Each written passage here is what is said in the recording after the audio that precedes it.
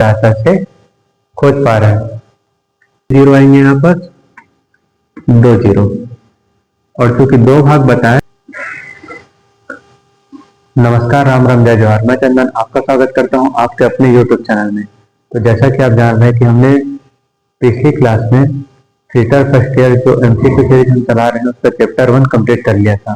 तो आज हम शुरू करेंगे चैप्टर 2 से। तो चैप्टर 2 में मेजरमेंट एंड मेजरिंग टूल्स। तो चैप्टर 2 का पहला क्वेश्चन है, एक ट्राई स्क्वायर का उपयोग क्या है? सम कोण की जांच करना, न्यून कोण की जांच करना, अधिक कोण की जांच करना, या स्ट्रेट एंगल की जांच करना। तो इस क्वेश्चन को सॉल्व करने से पहले मैं ट्राई स्क्वायर के बारे में बता देना चाहता हूँ कि ट्राई स्क्वायर जो हमारा है वह 2 पार्ट से मिलकर बनता है।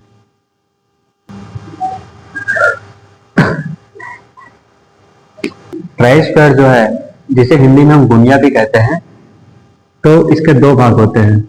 एक भाग जो पतले वाले भाग है उसका नाम ब्लेड, उसे हम ब्लेड कहते हैं पतले वाले भाग को, और मोटे वाले भाग को स्टॉक। यदि हमें ट्राई स्क्वायर का साइज मापना है तो ब्लेड की लंबाई के आधार पर ही ट्राई स्क्वायर का साइज मापा जाता है। आसान भाषा में कहें तो यदि मैं बोलूं कि ट्राई स्क्वायर का साइज बताइए, तो आपको केवल और केवल ब्लेड की लंबाई ही मापनी है, क्योंकि ब्लेड की लंबाई के आधार पर ही ट्राई स्क्वायर का साइज जो है वो निर्धारित किया जाता है। दूसरा फैक्ट यह है कि इसकी एक्यूरेसी क्या होती है। तो इसकी जो एक्यूरेसी होती है वह कितनी होती है? 0.002 प्रति 10 mm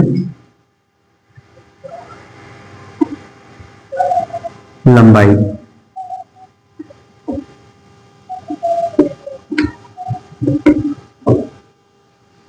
तो ये इसकी एक्यूरेसी होती है। कौन से धातु का बनता है? तो यह हाई कार्बन स्टील का बना होता है। कौन से धातु का बनता है हमारा try square? High carbon steel का। तो आपको यदि इसमें कुछ भी डाउट होगा तो आप कमेंट बॉक्स में मुझसे पूछ सकते हैं। जिसे हिंदी में गुनिया भी कहा जाता है, उसका उपयोग हम राइट एंगल चेक करने के लिए करते हैं। तो इसका सही आंसर हो जाएगा सम कोण की जांच करने के लिए। सम कोण क्योंकि 90 डिग्री में रहता है।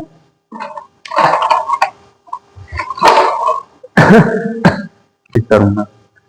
अगला क्वेश्चन है कि एक ट्राई स्क्वायर की एक्यूरेसी क्या है। तो 4 ऑप्शन आपको दिख रहे होंगे, तो मैंने यहाँ पर लिख रखा पहले ही कि 0.002 प्रति 10 mm लंबाई। अब इस क्वेश्चन के आधार पर मैं आपको याद रखने का तरीका एक ट्रिक बता देता हूँ यही पास, कि मैंने ट्राई स्क्वायर के कितने भाग बताए? 2 भाग। तो दशमलव के बाद कितने जीरो आएंगे यहाँ पर? 2 जीरो। और क्योंकि 2 भाग बताए तो यहाँ पर क्या लिखेंगे हम लोग? 2 प्रति 10 mm लंबाई।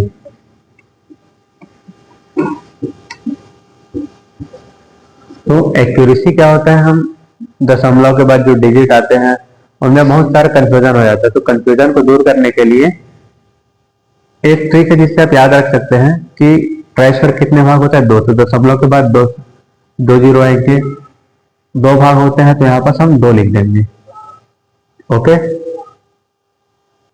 अगला क्वेश्चन है, इस कोणीय मापक यंत्र का नाम बताइए।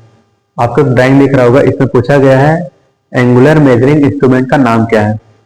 तो option A bevel gauge, option B bevel protractor, option C universal bevel gauge, या option D universal surface gauge.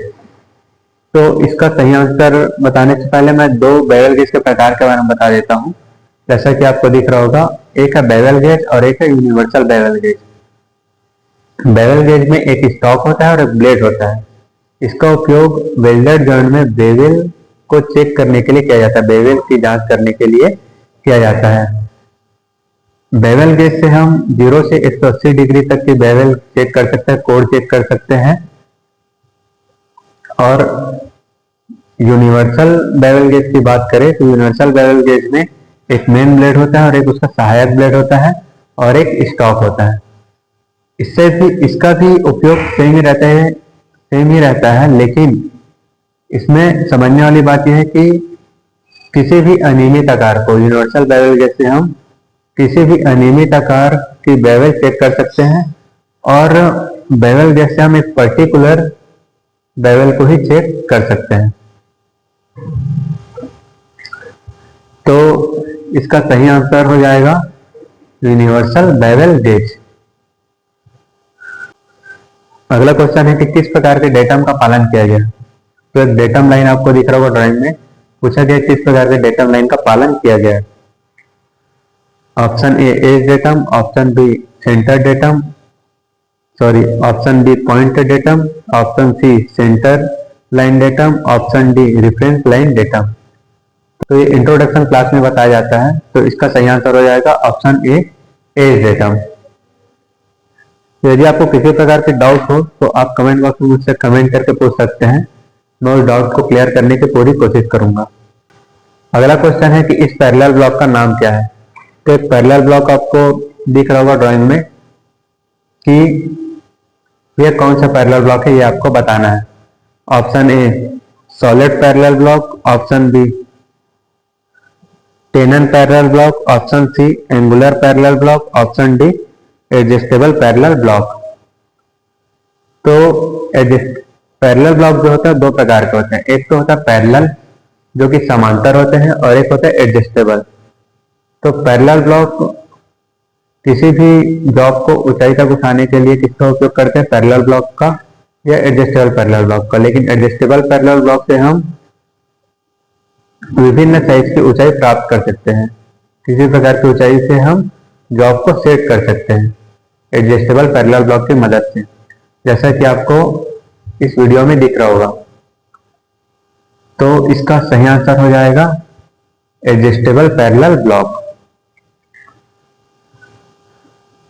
अगला क्वेश्चन है इस ऑपरेशन का नाम क्या है। तो एक ऑपरेशन आपको दिखाया गया ट्राइस्फर की सहायता से क्या कर रहे हैं। ऑप्शन ए 90 डिग्री की मार्किंग लाइन, समतलता की जांच, स्क्वायरनेस की जांच या सही कोण पर कार्य खंड को सेट करना। तो जब ट्राइस्फर को उल्टा रख के चेक करते हैं तो इससे हम सरफेस को चेक कर सकते हैं।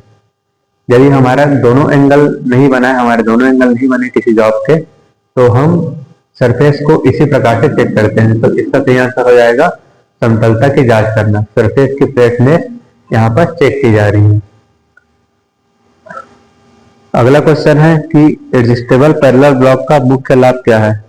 विभिन्न कोण निर्धारित करने के लिए, विभिन्न गहराई निर्धारित करने के लिए, विभिन्न लंबाई निर्धारित करने के लिए, विभिन्न ऊंचाई निर्धारित करने के लिए। तो जैसा मैंने आपको बताया कि to set a different height angle, कि मैंने इससे रिलेटेड अभी क्वेश्चन में बताया था पिछले क्वेश्चन में। इसका सही आंसर क्या हो जाएगा, विभिन्न ऊंचाई निर्धारित करने के लिए, to set a different height. अगला क्वेश्चन है कि 1 मीटर को मिलीमीटर में बदले 1 मीटर बराबर कितने mm होगा। तो काफी लोगों को इसका आंसर पहले से पता होगा, लेकिन मैं फिर भी बता देता हूं कि इसमें पूछा गया है 1 मीटर में कितने mm होते हैं, मतलब मिलीमीटर होते हैं। तो सबसे पहले तो मीटर को हम सेंटीमीटर में कन्वर्ट करेंगे, तो 1 मीटर बराबर कितने सेंटीमीटर होते हैं, 100। और 1 सेंटीमीटर में कितने mm होते हैं, 10 mm। तो यहाँ पर 100 को कितने से मल्टीप्लाई करेंगे, 10 से। तो यहाँ पर क्या आ जाएगा, 1000 mm बदलना है। तो इसका सही आंसर क्या हो जाएगा, 1000 mm। अगला क्वेश्चन है राउंड बार के केंद्र को खोजने के लिए किस कैलिपर का उपयोग किया जाता है। A inside calliper, B jenny calliper, C vernier calliper या डी आउटसाइड कैलिपर। तो इसका सही आंसर हो जाएगा जेनी कैलिपर। जैसा कि आपको चित्र में दिख रहा होगा, एक राउंड बार है, उसका सेंटर हम जेनी कैलिपर की सहायता से खोज पा रहे हैं। तो जेनी कैलिपर के बारे में एक और बात बताना चाहूंगा कि एक क्वेश्चन और भी आता है कि ऐसा कौन सा कैलिपर है जिसकी एक टांग सीधी और एक टांग मुड़ी हुई रहती है। तो ऐसा कौन सा कैलिपर है? तो जेनी कैलिपर। दूसरा, इसका एक और नाम है हर्मोफ्रोडाइट कैलिपर। यदि आपको जेनी कैलिपर ऑप्शन में नहीं है, हर्मोफ्रोडाइट कैलिपर लिखा हुआ है, तो आप हर्मोफ्रोडाइट कैलिपर के साथ जा सकते हैं। अगला क्वेश्चन है, कौन सा कैलिपर आयामों का फाइन एडजस्टमेंट प्रदान करता है? Inside calliper, odd leg calliper, outside calliper या स्प्रिंग जॉइंट कैलिपर? तो इसका सही आंसर हो जाएगा spring joint calliper, option D. Last question है, इस गेज का नाम क्या है? तो जैसे मैंने दो गेज बताए थे शुरू में, एक होता है बेवल गेज और एक होता है यूनिवर्सल बेवल गेज। तो इस गेज का नाम क्या है? Option A bevel gauge, option B angle gauge, option C surface gauge या option D universal bevel gauge. तो इसका सही आंसर आप मुझे कमेंट बॉक्स में कमेंट करिएगा, क्योंकि इसका आंसर मैं अभी भी दे चुका हूं आपको हिंट, और इसके पहले भी मैंने बताया था। तो ये चैप्टर यहीं पर समाप्त होता है। नेक्स्ट अगले चैप्टर में हम मिलेंगे मार्किंग और मार्किंग टूल्स के साथ। तो जिस चैप्टर में जितने क्वेश्चन आ रहे हैं भारत स्किल से, उतने ही क्वेश्चन हम आपके लिए ला रहे हैं। आगे जो क्वेश्चन है, किसी चैप्टर में 120 क्वेश्चन या 150 भी क्वेश्चन है, किसी चैप्टर में 10 या 11 भी क्वेश्चन है। तो आप हमारे साथ बने रहिएगा। तो ये एमसीक्यू सीरीज आपको यदि पसंद आती है तो वीडियो को लाइक करें, चैनल को सब्सक्राइब करें और अपने दोस्तों मित्रों के साथ इसे शेयर करें। तो आगे मिलेंगे नेक्स्ट वीडियो में नेक्स्ट चैप्टर के साथ। तब तक के लिए राम राम, जय जोहार, जय छत्तीसगढ़।